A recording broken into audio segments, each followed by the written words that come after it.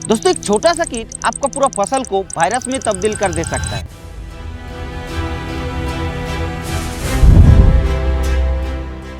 और एक बार अगर आपका फसल वायरस में तब्दील हो जाता है तो आप लोगों को भी पता है वायरस कंट्रोल करना नामुमकिन हो जाता है।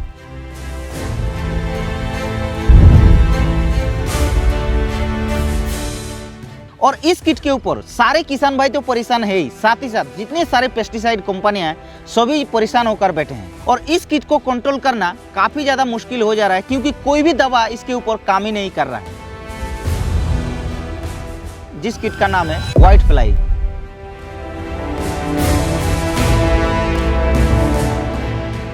तो आज आप लोगों को हम बताएंगे व्हाइट फ्लाई क्या होता है, व्हाइट फ्लाई फसल के ऊपर क्या क्या नुकसान पहुंचाता है और व्हाइट फ्लाई के ऊपर कोई भी दवाई क्यों काम नहीं कर रहा है, और तथा व्हाइट फ्लाई को कंट्रोल करने के लिए दुनिया का बेस्ट 3 कॉम्बिनेशन आप लोगों को बताएंगे, जिस कॉम्बिनेशन को आप लोग एक भी यूज करते हैं तो 100% वो 2 घंटे के अंदर पूरे व्हाइट फ्लाई को खत्म कर देगा।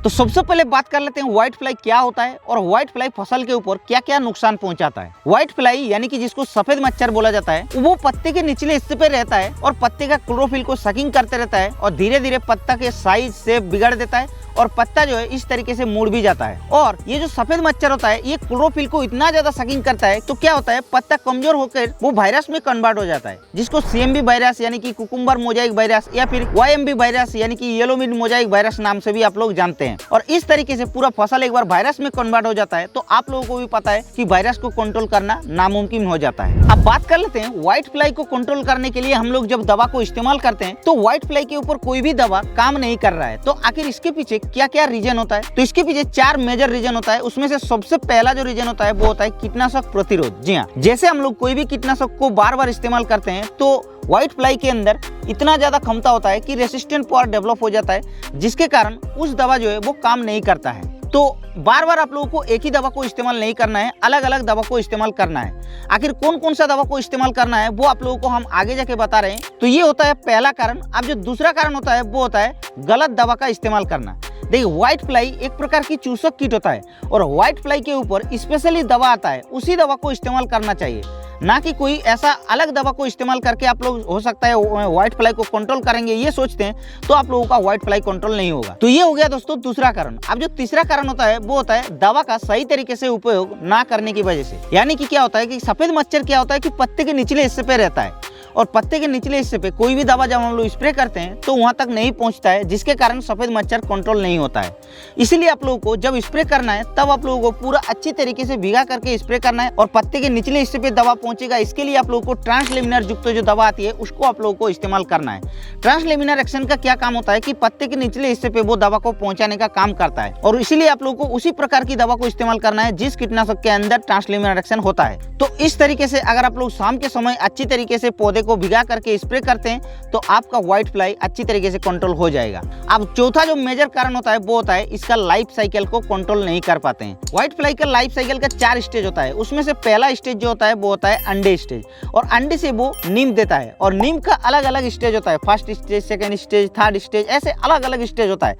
और वही नीम जो है वो नुकसान पहुंचाता है और नीम से प्यूपा तैयार होता है और प्यूपा से फिर से एडल्ट होकर सफेद मच्छर बनता है और पूरा फसल को बर्बाद करता है। तो आप लोगों को ऐसा कीटनाशकों को इस्तेमाल करना है कि व्हाइट फ्लाई के जितने सारे लाइफ साइकिल का स्टेज होता है वो चारों स्टेज को कंट्रोल करे, ऐसा इंसेक्टिसाइड को इस्तेमाल करना है। अब बात कर लेते हैं उस 3 कॉम्बिनेशन के बारे में जिस कॉम्बिनेशन को इस्तेमाल करके आप लोग भी आपके फसल के अंदर व्हाइट फ्लाई को आसानी से कंट्रोल कर सकते हैं सिर्फ 2 घंटे के अंदर।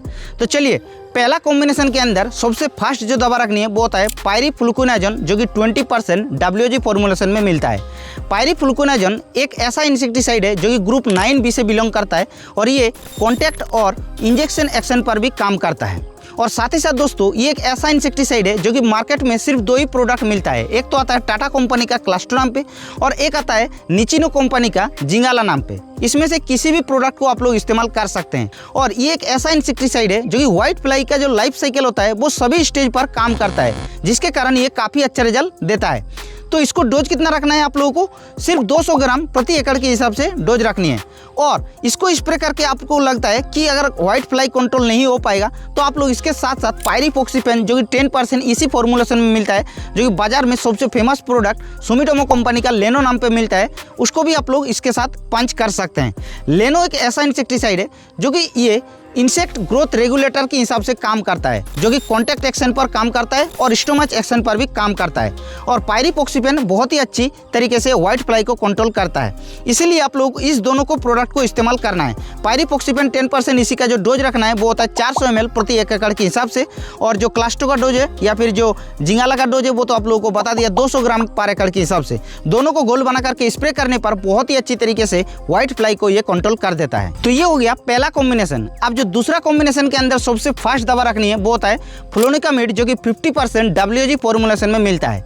फ्लोनिकामिड मार्केट में कई सारे ब्रांड का मिल जाता है, जैसे कि UPL कंपनी का उलाला नाम पे मिलता है, या फिर स्वाल कंपनी का पानामा नाम पे मिलता है, या फिर भारत इंसेक्टिसाइड कंपनी का एडिकी नाम पे भी आप लोगों को मिल जाता है। किसी भी कंपनी का आप लोग इस्तेमाल कर सकते हैं। फ्लोनिकामिड एक ऐसा इंसेक्टिसाइड है जो कि ये सिस्टेमिक एक्शन पर काम करता है और साथ ही साथ ये फसल के अंदर ट्रांसलेमिनर एक्शन पर भी काम करता है। ट्रांसलेमिनर एक्शन क्या होता है वो तो आप लोगों को पहले ही बता चुके हैं। और ये जो है व्हाइट फ्लाई का जो लाइफ साइकिल का सभी स्टेज होता है उस सभी स्टेज पर ये काम करता है, जिसके कारण इसका रिजल्ट बहुत ही अच्छा देखने को मिलता है।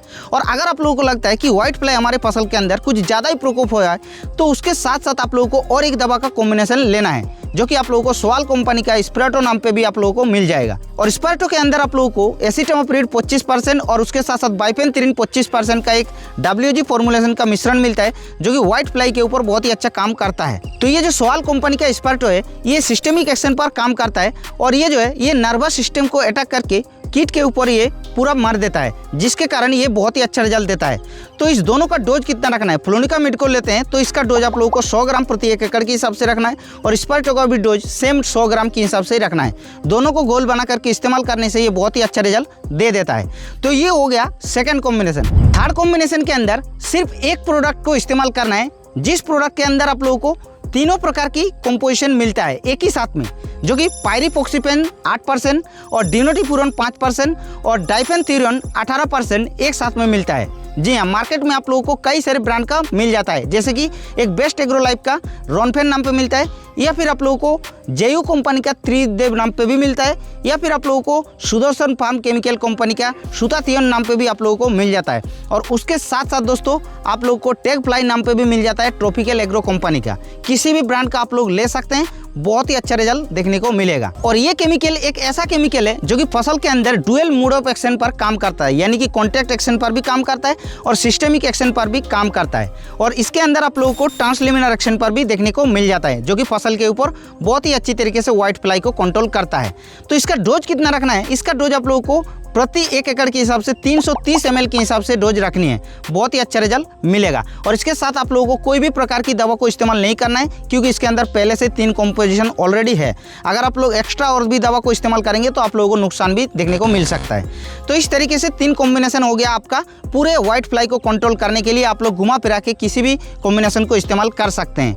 अब दोस्तों कुछ किसान भाई बोलेगा कि भाई अभी नया प्रोडक्ट जो मार्केट में एपिकॉन नाम पे आया BSF कंपनी का, उसका नाम आपने लिया ही नहीं। तो देखिए उसको हम क्यों नहीं लिया, क्योंकि हमने उसको अपने फील्ड के अंदर प्रैक्टिकली यूज किया था, लेकिन मेरे को रिजल्ट नहीं मिला था, इसीलिए उसका नाम हमने नहीं लिया है। जो कि उसका लिंक हमने डिस्क्रिप्शन पर डाल देंगे, आप लोग जगह देख लीजिएगा। उसका रिजल्ट मेरे पास तो नहीं मिला है, इसीलिए हमने उसका रिकमेंड नहीं किया है। अगर आप लोग के एरिया में उसका रिजल्ट मिलता है तो आप लोग उसको भी यूज कर सकते हैं। उसके बारे में थोड़ा सा आप लोगों को बता देते हैं। इसके अंदर आप लोगों को डाइमोप्रोपाइरिडाज मिलता है, जो कि ग्रुप 36 के अंदर पड़ता है और ये इंसेक्टिसाइड सिस्टेमिक एक्शन पर काम करता है। और इसका डोज आप लोगों को 280 ml प्रति 1 एकड़ के हिसाब से रखना है। तो इस तरीके से आप लोग दोस्तों व्हाइट फ्लाई को कंट्रोल करने के लिए इस स्ट्रेटजी को इस्तेमाल करके अगर आप लोग इस्तेमाल करते हैं तो आप लोगों का भी व्हाइट फ्लाई 2 घंटे के अंदर ही खत्म हो जाएगा।